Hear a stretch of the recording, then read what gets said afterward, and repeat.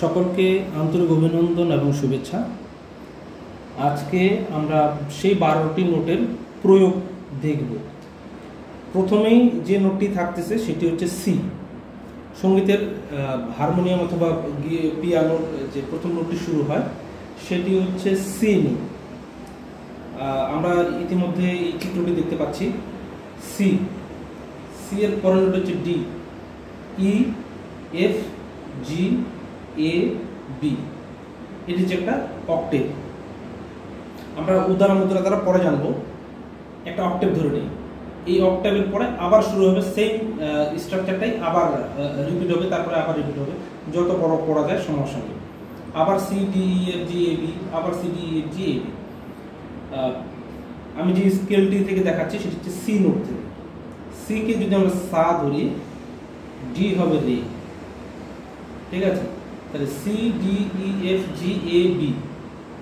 C সা, D রে, E হচ্ছে গা, এফ মা, জি পা, এ ধা, বি নি এবং সি আবার সা। এটা সব ন্যাচারাল নোট। এবং সি এর উপর একটি নোট আছে ব্ল্যাক কেস, সেটা হচ্ছে সি শার্প। ডি এর উপরে ঠিক আছে ডি শার্প, ই এর কোনো শার্প নেই। চলে যাব এফ। এফ এর একটি শার্প আছে, F sharp, G, G sharp, A, A sharp, B. এখানে উল্লেখ করা প্রয়োজন ই এবং বি এর কোনো শার্প নেই, ঠিক আছে? তাহলে C, C sharp, D, D sharp, E, F, F sharp, G, G sharp, A, A sharp, B. আবার সেম শুরু হবে C, C sharp, D, D sharp, E, F, F sharp, G, G sharp, A sharp, D, C. এটা হলো একটি scale. Saregama পাধানিসা একটা আমরা C note ধরে করলাম। আপনাদের কাজ হবে আপনাদের নিজের স্কেল কোনটি। কারো হতে পারে এ শার্প, কারো হচ্ছে ডি শার্প, কারো সি শার্প। যে কোনো স্কেল থেকে কিভাবে আমরা সারেগামা পাধানিসা শুদ্ধ নোটগুলো বের করতে পারবো, এটাই হচ্ছে মূল কাজ। পরবর্তীতে যখন আমরা থার্ড যাব অথবা ওয়েস্টার্নের মুডস এ কথা বলবো, কি কি নোট বাজলে একটা মুডস হয়, অনেকগুলো আয়োনিয়ান, ডোরিয়ান, ফ্রেজিয়ান এরকম থাকতে পারে।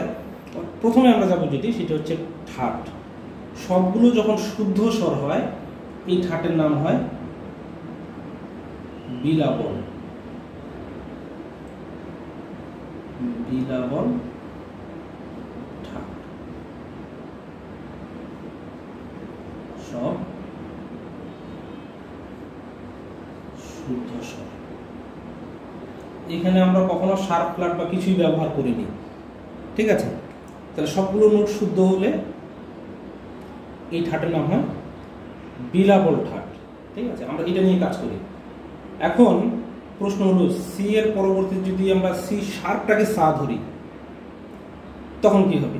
এটার একটা সহজ ফর্মুলা আছে, সেটি আমি আপনাদের কাউন্ট করে 1 2 3 4 দিয়ে সহজ করে বোঝানোর চেষ্টা করব যে কিভাবে একটি স্কেল সি শার্প অথবা ডি শার্প বা ই, এফ আমরা হুট করে বাজাতে পারবো না। আগে জানতে হবে যে কোন কোন নোটগুলো শুদ্ধ। এটা একটা সহজ ফর্মুলা আছে, শেয়ার করছি। আচ্ছা, এবার আসি আমরা সি নোটটাকে কিভাবে আমরা সব শুদ্ধ স্বর বের করলাম। সি যদি সা হয়, C, C sharp, D, D sharp, E, F, F sharp, G, G sharp, A, A sharp, B, C. আমি বারবার এই কথাটি রিপিট করতেছি একটাই কারণে, যে এই সিরিয়ালটাকে আমাদের মুখস্থ রাখতে হবে। যে ডি এর পরে ডি শার্প হয়, এফ এর পরে এফ শার্প হয়, জি এর পরে জি শার্প হয়, বি এর পরে সি হয়। এই জিনিসটা হচ্ছে যে কোনো সময় যে কোনো মুহূর্তে কাজে লেগে যেতে পারে। সুতরাং সি যদি সা হয় তাহলে সি শার্প কেন রে হবে না, অনেকের প্রশ্ন হতে পারে। আমি এই ভিডিওটি করছি সবার জন্য না, যারা জানে তাদের জন্য তো এটি খুবই সহজ এবং তারাই এই বিষয়ে অবগত।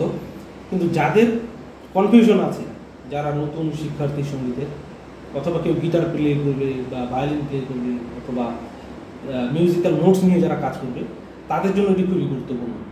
সি শার্প রে, অবশ্যই রে, কিন্তু শুদ্ধ রে নয়। সি যদি সা হয়, সি শার্প হচ্ছে কোমল রে, ডি হচ্ছে শুদ্ধ রে, ডি শার্প হচ্ছে কোমল গা, ই হচ্ছে শুদ্ধ গা, এফ মা, এফ শার্প করিমা, তারপরে জি পা, কোমল ধা, শুদ্ধ ধা, কোমলনি, শুদ্ধনি, আবার সা। ঠিক আছে, তাই কোমল নোটগুলো আমরা ব্যবহার করছি না, অবশ্যই করব যখন থার্ড অথবা মুডসের আমরা চলে যাব। তাহলে প্রথম 7টি স্বর আমরা বেছে নিই কোনগুলো শুদ্ধ স্বর।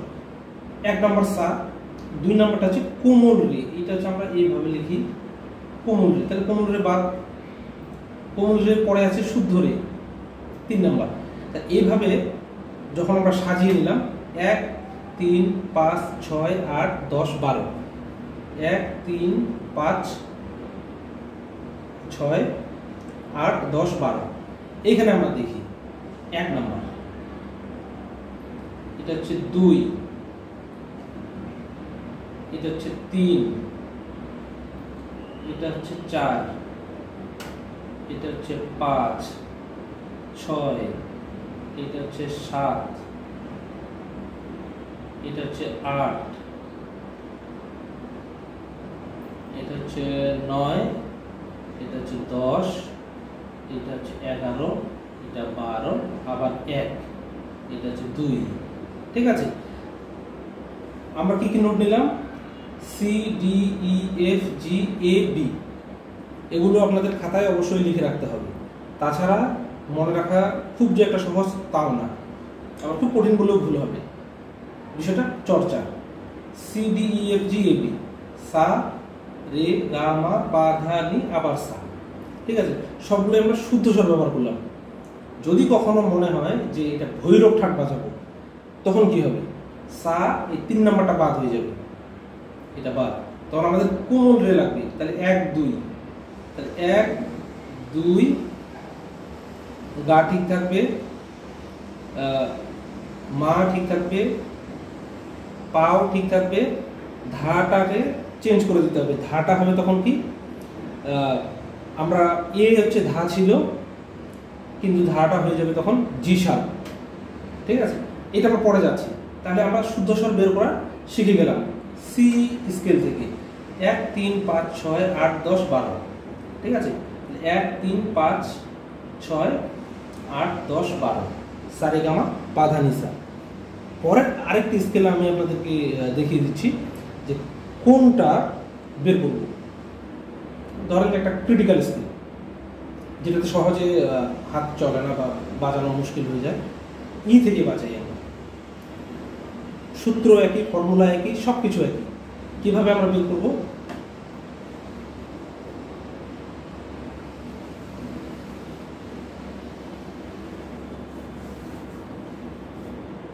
আবার সেই একই system, C C sharp, D D sharp, E F F sharp, G G sharp, A sharp, D C. যেই স্কেলটা আমরা বের করতে চাইবো শুদ্ধ স্বর, আমি কিন্তু অন্য কোনো নোটে যাচ্ছি না, কোমল করি অথবা অন্য কোনো ঠাট রাগ, এগুলো তো কিছুই যাচ্ছি না। যে স্কেলটা বের করবো শুদ্ধ স্বর, আমাদের ফর্মুলাটা কি ছিল? 1 3 5 6 8 10 12। যেই স্কেলটা বের করবো সেটাকে আমরা 1 ধরি। ই থেকে যদি ধরি, যে নোটটা আমরা স্কেল বানাবো, যেই নোটের ই যদি 1 হয়, তারপরে 2 3 4 5 6 7 8 9 10 11 12। রিপিটগুলো বি এর পর তো অবশ্যই সি হয়। একই জিনিস অ্যাপ্লাই করে ফেলি এখানে। ই যদি 1 হয়, সা হয়, রে হবে কি 3, অবশ্যই 3। 1 3 5 জি শার্প।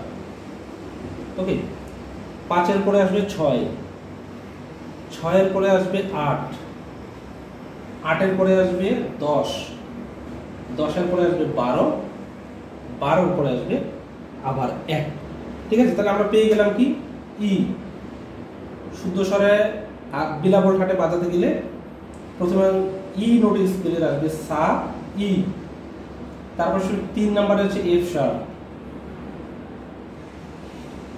তারপর আসবে 5 জি শার্প, তারপর আসবে এ, তারপর আসবে বি, তারপর আসবে সি শার্প, তারপর একটু D sharp, and then finally আবার ই। তার মানে এখানে হচ্ছে সা রে গা মা পা ধা নি আবার সা। ঠিক আছে?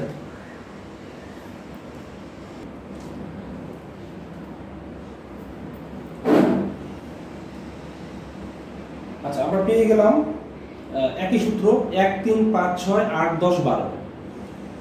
যে নোটটা আমরা বের করতে চাই, এটা হচ্ছে আপনারা বাসায় প্র্যাকটিস করবেন যে কোন নোটের আসলে। আমি তো মাত্র দুটি নোটে দেখালাম, যে একটা সি, একটা হচ্ছে ই, এবং আপনাদের স্কেল যদি বি হয় এটা কিন্তু কাজে লাগবে, অথবা এ শার্প হয়, সি হয়, বের করে ফেলবেন। পরবর্তীতে আমরা যে 10টি ঠাট আছে, খুব যে একটা বেশি মুখস্থ করার দরকার হবে তা নয়, এটা হচ্ছে একটা ফর্মুলা মনে রাখলে হবে। বিলাবল ঠাটের ফর্মুলাটা হচ্ছে 1 3 5 6 8 10 12। এটা হচ্ছে বিলাবল ঠাট। যদি কখনো কল্যাণ ঠাট হয়, সি নোটেরই আপনি কল্যাণ ঠাট বাজাবেন।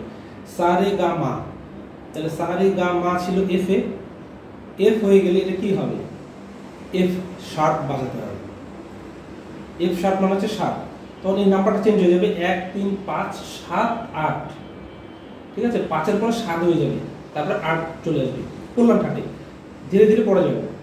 সুতরাং প্রথমে এইটুকু আগে মুখস্থ রাখেন, মনে রাখেন যে বিলাবল ঠাট বাজাতে গেলে যে কোনো স্কেল থেকে বিলাবল ঠাট বাজাতে গেলে এইটাই লাগবে। ঠিক আছে? এবং এই নাম্বারটা বলার একটা উদ্দেশ্য আছে, যে যখন আমরা কর্ডস বাজাবো, অনেকগুলো বিষয় আছে, মেজর আছে, মাইনর আছে, ডিমিনিশড আছে, সাস কর্ড, 7 কর্ড, অনেকগুলো আছে। আমরা এই নাম্বারগুলো ইউজ করব। ঠিক আছে? সুতরাং আশা করছি আপনাদের এটা খুবই কাজে লাগবে, এবং সঙ্গীতের যে সংজ্ঞা, যে বিষয়বস্তুগুলো আছে, এগুলো আমরা ধীরে ধীরে জানবো এবং সবাই মিলে সমৃদ্ধ হব একসাথে। আর কোনো প্রশ্ন থাকলে অবশ্যই কমেন্ট বক্সে জানাতে হবে। আমি চেষ্টা করব সেগুলোর উত্তর দেওয়ার এবং সমাধান করার। আমি একা সমাধান করলে হবে না, আমরা সবাই মিলে সমাধান করব। আমার এখানে অনেক জ্ঞানী মানুষ আছেন যারা মিউজিকের, আমার কোনো সমস্যা হলে আমি তাদের সাথে শেয়ার করব, এবং আপনাদের কোনো যদি জিজ্ঞাসা থাকে অবশ্যই জানাবেন। যেতে যেতে সাবস্ক্রাইব করে যান। দেখা হচ্ছে পরের ভিডিও।